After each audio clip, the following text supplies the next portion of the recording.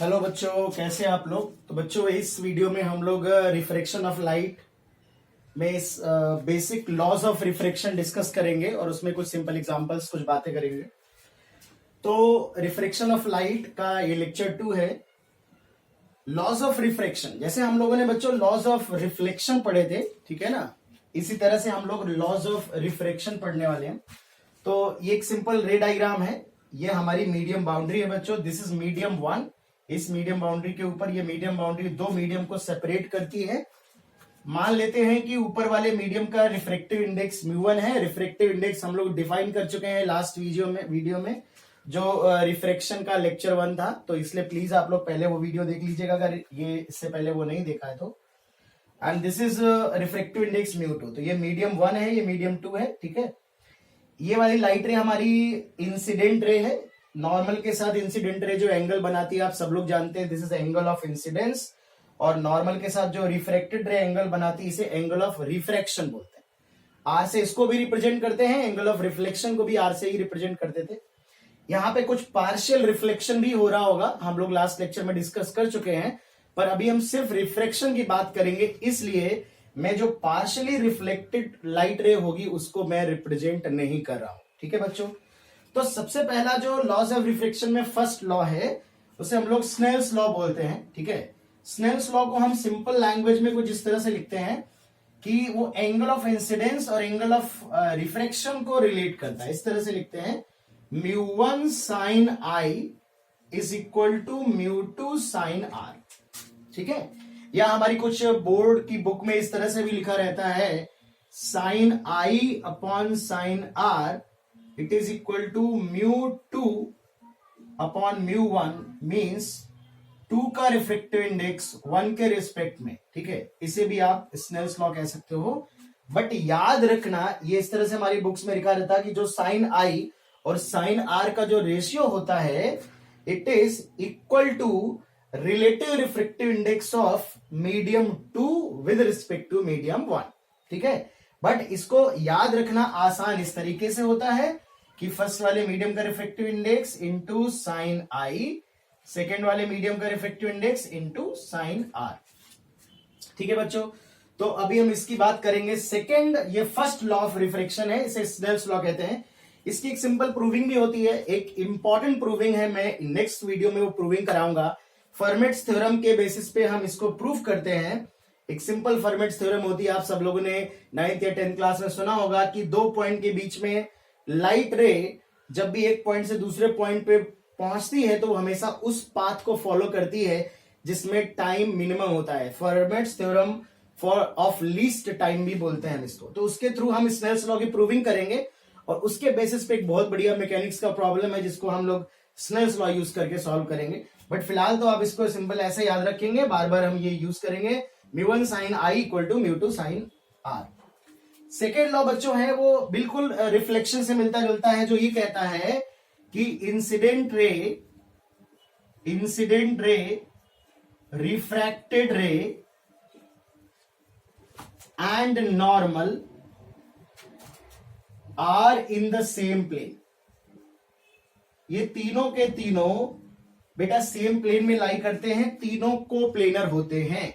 तो तीन वेक्टर अगर कोप्लेनर हैं, हमने प्लेन मिरर में ये बात डिस्कस करी थी कि अगर मैं इन्हें वेक्टोरियली रिप्रेजेंट करूं, इंसिडेंट रे की डायरेक्शन में वेक्टर को आई से, नॉर्मल की डायरेक्शन में वेक्टर को एन से और रिफ्रैक्टेड रे की डायरेक्शन में वेक्टर को आर से, तो स्केलर ट्रिपल प्रोडक्ट जो होता है, स्केलर ट्रिपल प्रोडक्ट, इनका बॉक्स प्रोडक्ट 0 होता है, ठीक है।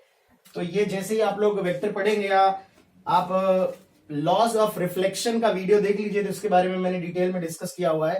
तीन वेक्टर अगर कोप्लेनर होते हैं तो उनका बॉक्स प्रोडक्ट 0 होता है। बेसिक वेक्टर की ये बात है, अगर आपने वेक्टर पढ़ा है तो आपको ये बात पता होगी, ठीक है ना। तो ये दो सिंपल लॉ हैं। एक ये हमारा लॉज ऑफ रिफ्रैक्शन में ये स्नेल्स लॉ बोलते हैं और एक सिंपल स्टेटमेंट है कि ये वाली लाइट रे, ये नॉर्मल और ये रिफ्लेक्ट, ये तीनों एक प्लेन में होंगे। अगर बोर्ड के प्लेन में है तो तीनों बोर्ड के प्लेन में होंगे, ठीक है बच्चों। तो इस पे कुछ बेसिक बातें हम और पढ़ लेते हैं जो हम लोग शुरुआत से डिस्कस करते चले आए हैं। तो देख लेते हैं क्या बेसिक एनालिसिस क्या है।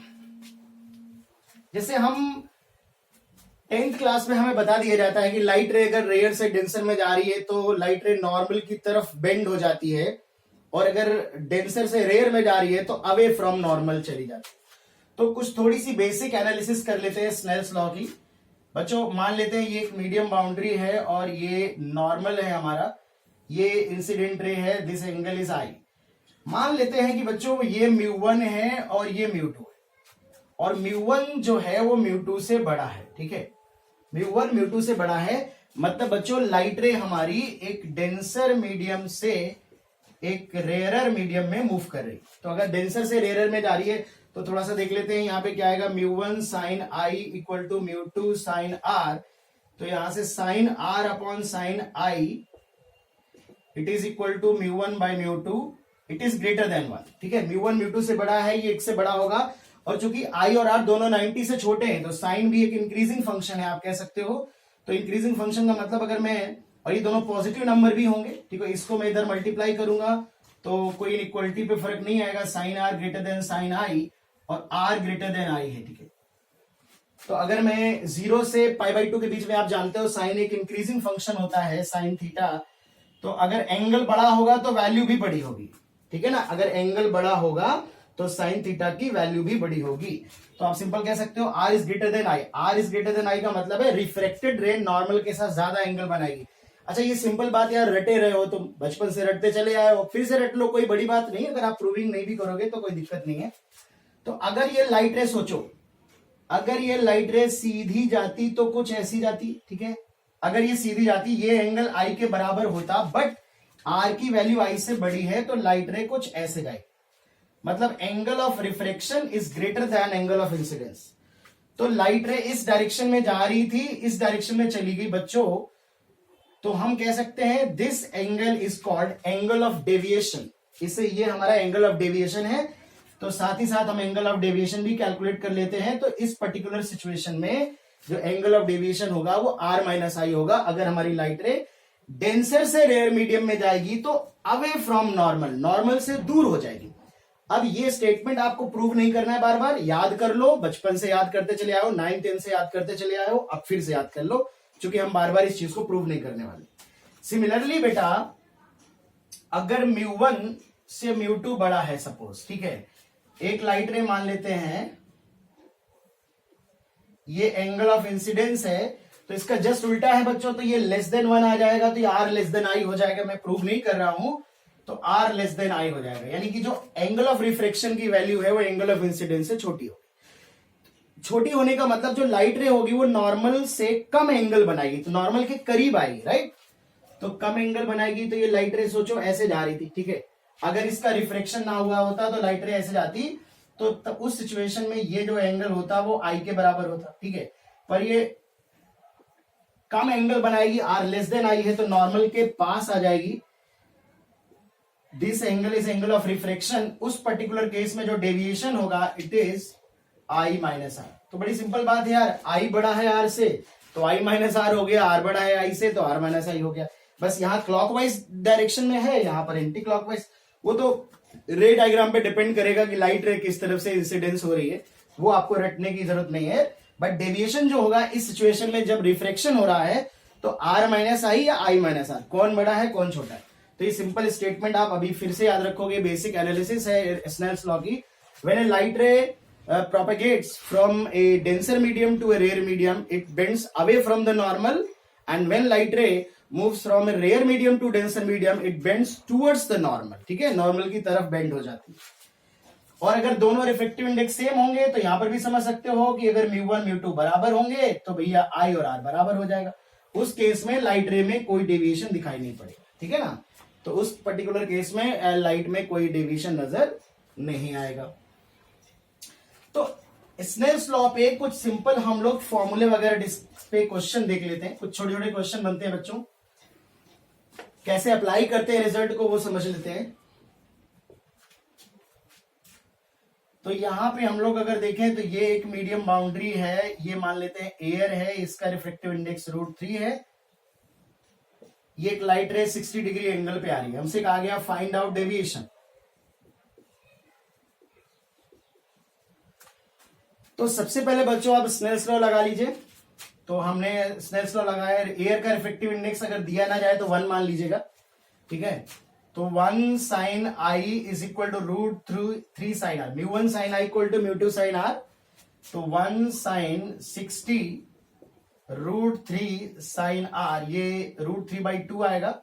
तो √3 कैंसिल आउट हो जाएगा, साइन आर आ जाएगा 1/2, आर जो आएगा वो 30 डिग्री आएगा। और वैसे भी रेयर से डेंसर मीडियम में जा रहा है, तो रेयर से अगर डेंसर मीडियम में जा रही है तो ये लाइट रे ऐसे जाने की बजाय थोड़ा सा पास हो जाएगी, तो ये 30 डिग्री एंगल, तो ये डेविएशन आएगा। ये पूरा एंगल 60 होगा आई के बराबर। तो वैसे भी आप जानते हो आई माइनस आर है, it is 60 minus 30 degree clockwise. तो ये बच्चों हमारा डेविएशन हो जाएगा 30 डिग्री क्लॉकवाइज डेविएशन हो जाएगा, ठीक है ना। एक एग्जांपल और देख लेते हैं। मान लेते हैं इसका रिफ्रेक्टिव इंडेक्स √2 है, इसका रिफ्रेक्टिव इंडेक्स 1 है, एक लाइट रे 45 डिग्री पे आ रही, ठीक है। अब अगर हम सिंपल डेविएशन हमें निकालना है, अगर हम सिंपल कैलकुलेशन करें तो μ1 sine i is equal to μ2 sine r. तो √2, ये 1/√2, साइन आर की वैल्यू 1 आएगी और आर की वैल्यू 90 डिग्री आएगी। मतलब जो रिफ्रेक्टेड रे होगी वो नॉर्मल से 90 डिग्री बनाएगी। नॉर्मल से 90 डिग्री मतलब ये अप्रोक्सीमेटली एकदम ग्रेजिंग रिफ्रेक्शन होगा। ये ग्रेजिंग रिफ्रेक्शन होगा बच्चों, आगे हम डिस्कस करेंगे इस पर्टिकुलर केस में। ये एंगल जो होता है क्रिटिकल एंगल कहलाता है। ये टोटल इंटरनल रिफ्लेक्शन में डिस्कस करेंगे। फिलहाल ये 90 डिग्री है हमारा, तो जो डेविएशन है दिस इज योर डेविएशन। जा ऐसे रही थी, चलिए ऐसे की, ठीक है। तो डेविएशन क्या होगा बच्चों, R minus I, 90 minus 45, it is 45 degree anti clockwise. 45 degree anti clockwise deviation होगा, ठीक है ना। तो ये कुछ सिंपल एग्जांपल्स हैं कि आप स्नेल्स लॉ कैसे अप्लाई करोगे, साथ ही साथ डेविएशन भी कैसे कैलकुलेट करोगे। अच्छा, एक छोटी सी बात समझ लो कि जो हमने स्नेल्स लॉ पढ़े हैं बच्चों, या ये लॉज ऑफ रिफ्रेक्शन जो हमने पढ़े हैं, ऐसा नहीं है कि सिर्फ प्लेन सरफेस पे ही एप्लीकेबल है। आप किसी भी तरह की कर्व्ड सरफेस पे भी अप्लाई कर सकते हो। अगर इस तरफ μ1 है, इस तरफ μ2 है और यहां पर एक लाइट रे इंसिडेंट हो रही, बट इंपॉर्टेंट है कि इस पॉइंट पे आप नॉर्मल सही से बनाओ। Normal is very important. तो आप जानते हो कि नॉर्मल कैसे बनता है, टेंजेंट के परपेंडिकुलर होता है यार नॉर्मल। तो टेंजेंट कुछ ऐसे जाएगी और नॉर्मल कुछ ऐसे जाएगा। तो जो नॉर्मल होता है वो टेंजेंट के परपेंडिकुलर होता है। ये एंगल आई होगा और ये ऐसे जाएगी, ये एंगल आर होगा। तो लॉज ऑफ रिफ्रेक्शन बिल्कुल उसी तरह से एप्लीकेबल होंगे जिस तरह से हमने डिस्कस किया अभी प्लेन सरफेस पे। तो इसका बिल्कुल ये मतलब नहीं है कि यहां पर तुम स्नेल्स लॉ नहीं लगा सकते हो। स्नेल्स लॉ एप्लीकेबल है। नॉर्मल, इंसिडेंट रे और रिफ्रेक्टेड रे तीनों कोप्लेनर भी होंगे, एक ही प्लेन में लाई करेंगे। तो बस कर्व सरफेस पे जब भी बच्चों आप क्वेश्चन सॉल्व करोगे तो आपको बस नॉर्मल को ध्यान रखना है। नॉर्मल आपने गलत तरीके से बना दिया तो सवाल गलत हो जाएगा आपका, ठीक है ना। तो चलो मैं एक एग्जांपल लेता हूं जिसमें आप थोड़ा सा नॉर्मल का आपको ध्यान रखना। जैसे मान लेते हैं क्वेश्चन लिया जाए कि find out net deviation. Net deviation बताना है। एक हमारे पास एक ट्रांसपेरेंट स्फीयर है, एक पर्टिकुलर मटेरियल है और इसका रिफ्रेक्टिव इंडेक्स सपोज √3 है। एक लाइट रे 60 डिग्री एंगल बनाते हुए डायमेट्रिक लाइन है। बाहर एयर है, रिफ्रेक्टिव इंडेक्स 1 मान लीजिए, इस तरफ भी एयर है, रिफ्रेक्टिव इंडेक्स 1 मान लीजिए। तो ये लाइट रे जब स्फीयर से बाहर आएगी आफ्टर 2 रिफ्रैक्शंस, तो बताना है what is net deviation of the light रे। ठीक है बच्चों, नेट डेविएशन हमको बताना है व्हाट इज नेट डेविएशन। तो बहुत सारे बच्चे इसका आंसर 0 बता देते हैं जल्दी में। मेरे हिसाब से क्योंकि यहां पर थोड़ा सा कर्व सरफेस है तो नॉर्मल एक इंपॉर्टेंट रोल प्ले करने वाला है। आपको नॉर्मल बहुत तसल्ली से बनाना है, बहुत सहूलियत से बनाना है। अगर आपने नॉर्मल गलत बना दिया तो सवाल गलत हो जाएगा। अब नॉर्मल कैसे बनाएंगे, ठीक है। तो सबसे पहले अगर आप इसका रे डायग्राम बना लें, एक रे डायग्राम, तो देखो ये रेयर मीडियम है, ये डेंसर मीडियम है। रेयर से जब डेंसर मीडियम में लाइट रे जाएगी तो नॉर्मल के पास, नॉर्मल के करीब झुकेगी, है ना, नॉर्मल के टूवर्ड्स द नॉर्मल बेंड होगी, ठीक है। तो ये लाइट रे ऐसे जा रही थी, सोचो ऐसे जा रही थी, ठीक है, पर ये नॉर्मल के पास ऐसे झुक जाएगी। तो ये रिफ्रैक्शन होने के बाद कुछ ऐसे जाएगी। यहां इस पॉइंट पे चूंकि ये सरफेस स्फेरिकल है तो एक पर्टिकुलर प्लेन में सर्कल दिखाई पड़ रहा है, तो सर्कल पे क्या होता है, जो नॉर्मल होता है वो रेडियल होता है, रेडियस के अलोंग होता है, टेंजेंट और रेडियस परपेंडिकुलर होती है। तो टेंजेंट के परपेंडिकुलर कौन होगा, रेडियस। तो फिलहाल ये वाली जो लाइन है यही हमारा नॉर्मल है, तो मैं कह सकता हूं कि ये वाला एंगल एंगल ऑफ रिफ्रैक्शन होगा बच्चों, ठीक है। तो अगर मैं स्नेल्स लॉ लगाऊं तो 1 sin 60 it is √3 sin r, यहां से r की वैल्यू √3/2 30 डिग्री आ जाएगी। मतलब ये जो एंगल है बच्चों ये 30 डिग्री है। दूसरा रिफ्रैक्शन अगर मैं कराऊं तो सबसे पहले मुझे इस पॉइंट पे नॉर्मल ड्रॉ करना पड़ेगा, वो गलत नहीं होना चाहिए। तो नॉर्मल अगर मैं ड्रॉ करूं तो नॉर्मल देखो कैसे ड्रॉ कर सकते हैं, इस तरह से हम लोग नॉर्मल ड्रॉ करेंगे। दिस इज योर नॉर्मल, ठीक है, सेंटर से पास होगा, स्फेरिकल सरफेस का नॉर्मल हमेशा सेंटर से पास होगा। तो अब यहां समझ रहे हो ये भी रेडियस है, ठीक है, ये एंगल ऑफ रिफ्लेक्शन, ये रेडियस है, ये भी रेडियस है। तो ये एक आइसोसेलेस ट्राइंगल है, ये वाला एंगल दोनों आमने सामने के एंगल बराबर होंगे। तो this angle is also 30 degree. अब डेंसर से रेयर में जा रही है लाइट रे, तो डेंसर से रेयर में जा रही तो नॉर्मल से दूर हटेगी, तो ऐसे सीधे जाने की बजाय कुछ नॉर्मल से दूर हट जाएगी, ऐसे चली जाएगी। अब आप देखो जो फर्स्ट डेविएशन है वो भी क्लॉकवाइज डायरेक्शन में है, del1। अगर मैं del1 निकालू तो इट इज 60 - 30, 60 - 30 डिग्री क्लॉकवाइज। और ये वाला जो एंगल है ये एंगल हमें कैलकुलेट करना है, इसे मैं R1 मान लेता हूं।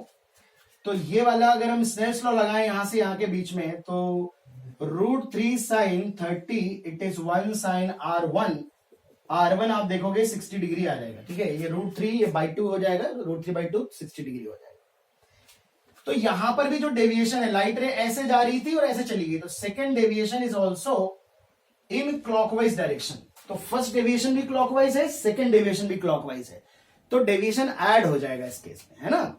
तो डेविएशन ऐड हो जाएगा, तो डेविएशन जो नेट डेविएशन होगा इट इज del1 + del2, और सेकेंड डेविएशन जो होगा it is also R - I। तो ये पूरा एंगल 60 डिग्री है, ये 30 डिग्री है, तो दिस इज 60 - 30 डिग्री क्लॉकवाइज, ठीक है ना। जो डेविएशन आएगा ये पूरा एंगल हमारा आया है 60 डिग्री, एंगल ऑफ रिफ्रैक्शन, और ये इसके ठीक सामने ये जो एंगल है ये 30 डिग्री आया है। तो जो डेविएशन होगा वो वैसे भी मैं डिस्कस कर चुका हूं लास्ट वीडियो में, या तो इसी वीडियो में भी डिस्कस किया है, I - R या R - I होता है जो बड़ा होगा। तो 30 degree clockwise, 30 degree clockwise, it is 60 degree clockwise.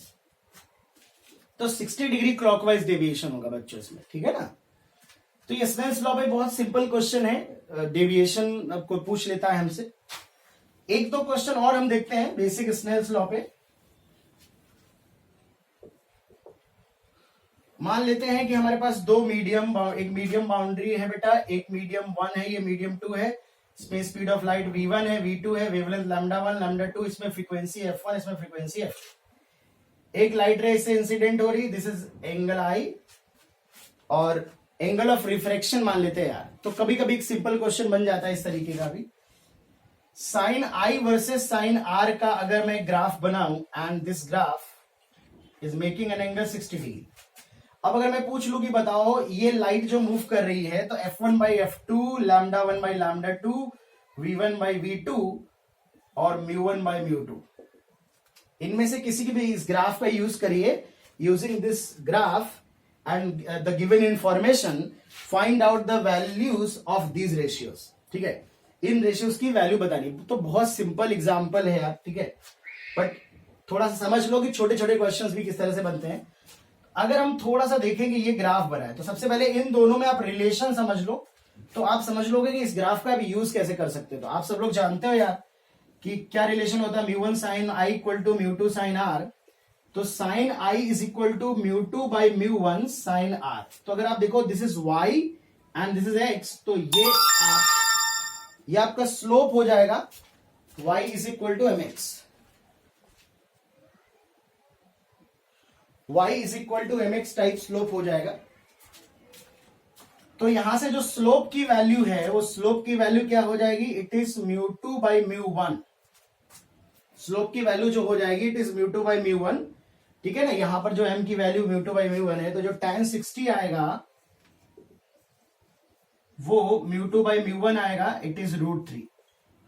Slope of line, जो इस लाइन का स्लोप होगा y = mx, स्ट्रेट लाइन को रिप्रेजेंट कर रहा है। जो ग्राफ भी स्ट्रेट लाइन है, और इस लाइन का जो स्लोप होगा it is equal to mu two by mu one, ये mu two by mu one के बराबर होगा, ठीक है।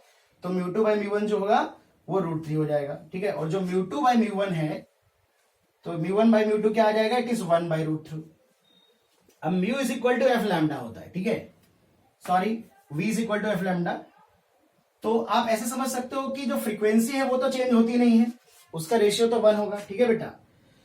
तो म्यू को लिख सकते हो सी बाई वी, तो ये c by v two, c by v one, तो it is V1 by V2, so it is √3, ठीक है। C by V2 upon c by V1।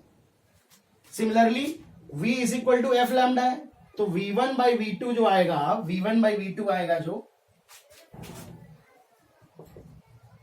It is lambda 1 by lambda 2, ठीक है, इसके बराबर आएगा, बिकॉज एफ सेम रहेगा, F lambda 1 F lambda 2, frequency भी कोई चेंज नहीं आएगा। तो V1 बाई V2 √3 है, तो ये भी √3 के बराबर आ जाएगा, ठीक है। तो इस तरह से आप कुछ सिंपल कैलकुलेशन बनते हैं बच्चों, कुछ सिंपल सवाल बनते हैं, उन सिंपल क्वेश्चंस को आप सिंपली कर सकते हो, ठीक है।